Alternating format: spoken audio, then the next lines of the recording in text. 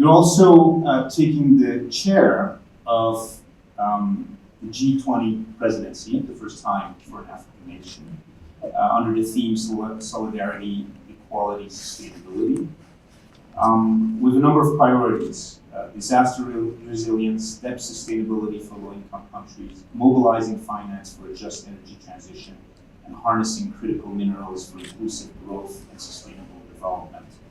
All critical topic, but an ambitious agenda.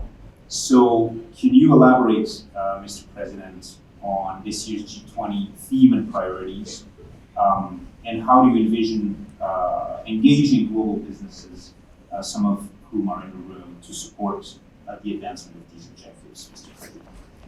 Well, thank you very much, Mr. Schwab, and greetings to everyone here. We really appreciate this opportunity to engage with business leaders, particularly in relation to South Africa's G20 presidency, as you correctly say, which will be held for the very first time in Africa, in Johannesburg. And we have taken on this role with a great deal of humility and enthusiasm. We've chosen 3 themes. And these are words that are known to all of us: solidarity, equality, and sustainable development. And we'd like, as we work with the G20 partners, to give meaning and substance to these themes, with a view of enhancing the consensus that we can build with the G20 community and beyond. The G20 is a forum that has a massive impact on global economic infrastructure or crafting thereof. And we want these themes to be recognized as important to advance the interests of humanity.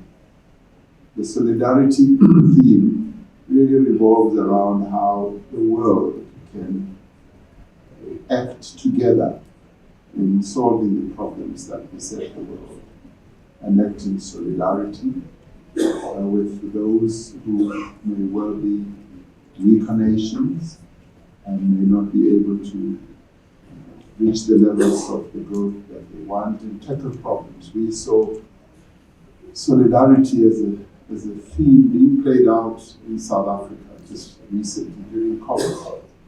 We, in a very practical way, we set up what we call the Solidarity Fund. And we invited South Africans and the corporate sector to contribute resources to enable the country to navigate its way in managing COVID. And we were rather pleased with how the corporate world, corporate partners, contributed enormous amounts of money, billions really, to assist the government as a key player in helping the country navigate its way through COVID. But more than that, the solidarity also manifested its way in the way we worked together, from setting up the fund to getting emboldening government capabilities and in getting the country to acquire personal protective equipment, as we all know, when we were wearing masks and all that. But also went beyond that. It got into acquiring vaccines and distributing vaccines and getting people vaccinated. And we saw that as an act of private sector acting in solidarity with the people of South Africa. And to a large extent, we concluded that it was to the mutual benefit of businesses as well as the public sector, which is, say, government, if you like. So the solidarity, therefore, was given a measure of substance, but it was underpinned by cooperation and partnership. And it is one of the key areas where we saw partnership between business and government having great benefits. And so, as we say, we want solidarity to be a key theme of the G20 We do so advisedly based on our own experience as a country.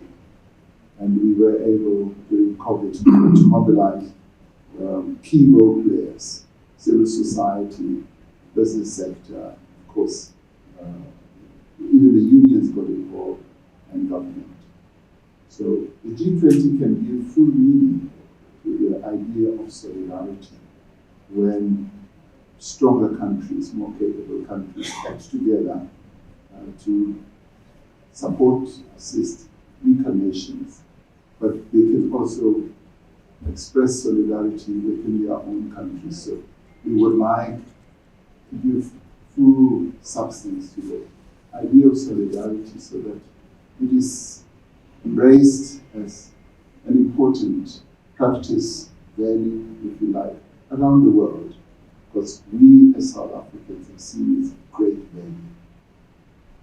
On the issue of equality, we are one country that has experienced inequality throughout our history. In 1994, we were able to move to a higher level of human development and say we will, as South Africa, promote equality and we put it in our constitution, in our laws and all that. But there is inequality within countries and between nations as well. And we do believe that this is another area that needs to be addressed, because as you look at the level of inequality in countries, it does not mean that we as South Africans have rid ourselves of inequality. Much of our history was defined by inequality, and in many ways, inequality still casts a shadow on the lives of many people in our country, but we've taken steps to formally ban inequality, if you like, and adopt a constitution that speaks to equality, and the laws that we are passing now also speak to them. But one may ask, what is business's benefit in promoting equality? And we do believe that a business can support the efforts of ensuring that there is equality in the way that a business can gain. It can gain in ensuring that there is equal access to income levels.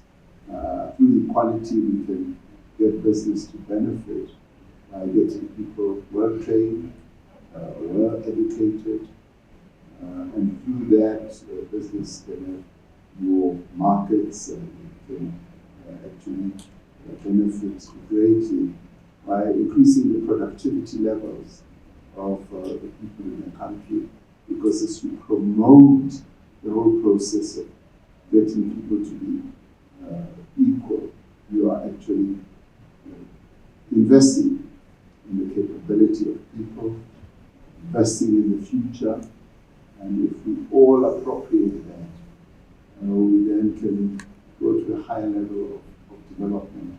In the end, equality will lead to better development, and it will also lead to promoting entrepreneurship, competitiveness, and this, in our view, is an important theme that should be appropriated in our own.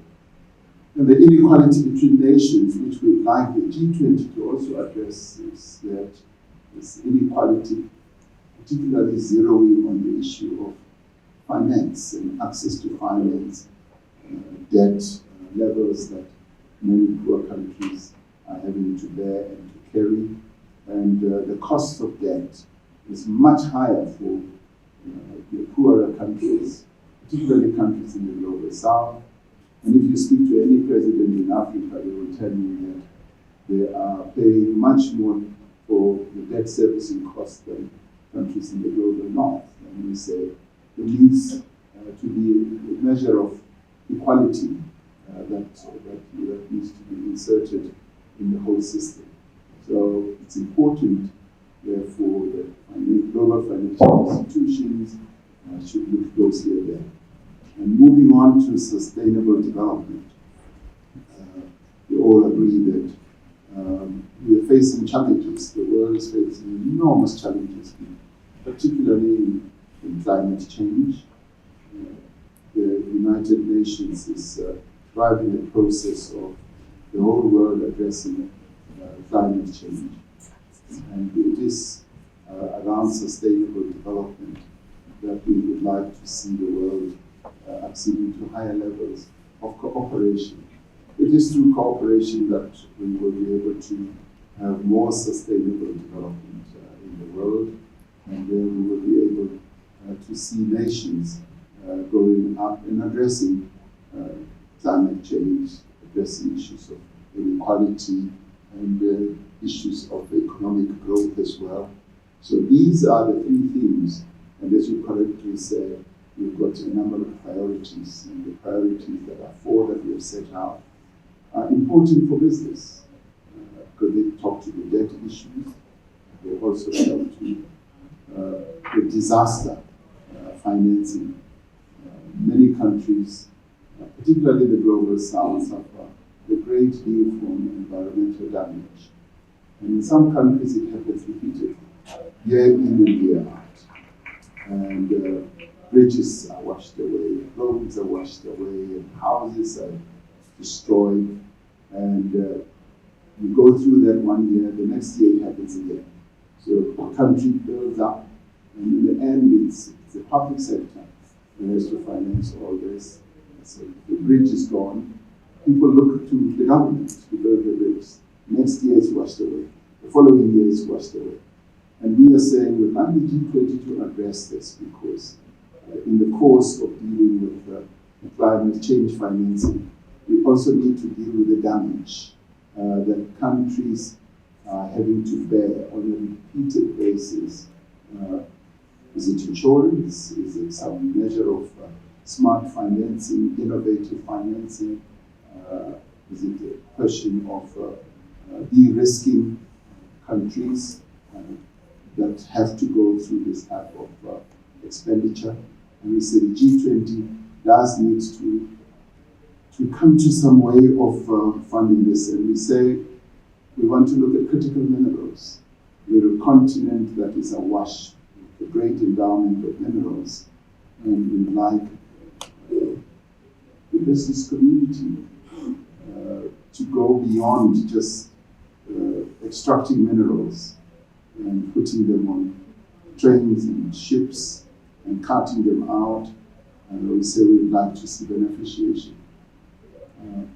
When we started talking about this, it was like we were, singing in the wind. And I was really heartened at one stage at one of the G7 summits when the outgoing Chancellor of Germany, Olaf Scholz, said, we now get the message. We do believe that the developed global north should start moving towards beneficiation processes at the point of extraction. And it means that the message is sinking in. And we do believe that there are great opportunities for business to be able to do so. And of course, in order to support that whole process, we need to scale up infrastructure. We need to go beyond the Lobito corridor to do much more, and we have many Lobito corridors around the continent. We need to embark on real digital revolution. So there's a lot that we need to do, but we can do that best when we work with our partners. So all in all, as I conclude on this issue, we are underpinning our whole approach to the G20 through cooperation. And we say the world is becoming more and more fragmented now. There's protectionism, there's nationalism, there's unilateralism, there's a move away from multilateralism. And we say the best way the world can really function is through cooperation and building partnerships and collaborating in a whole number of ways. And we say this advisedly as South Africans because we went through a difficult 10-year period, but I won't go back into history and how cooperation and collaboration helped us to navigate our way out of our terrible past of apartheid. but just in recent times, we went through a 10-year period of decline. But we now rising, if you like, from the ashes of decline through cooperation, through collaboration between ourselves as government and the private sector. And the partnerships that we are structuring are just phenomenal in a number of areas, in areas like security, dealing with corruption, working with the private sector, in areas like logistics, in areas like energy, and also in areas of particular difficulty that the country faces, which is unemployment. We're getting the private sector to work with government to see how we can tackle the persistent problem of unemployment, particularly youth unemployment. So it is cooperation and collaboration that underpins our whole approach to the G20 in terms of tackling the priorities and working through the various themes that we want the world to embrace. Thank you.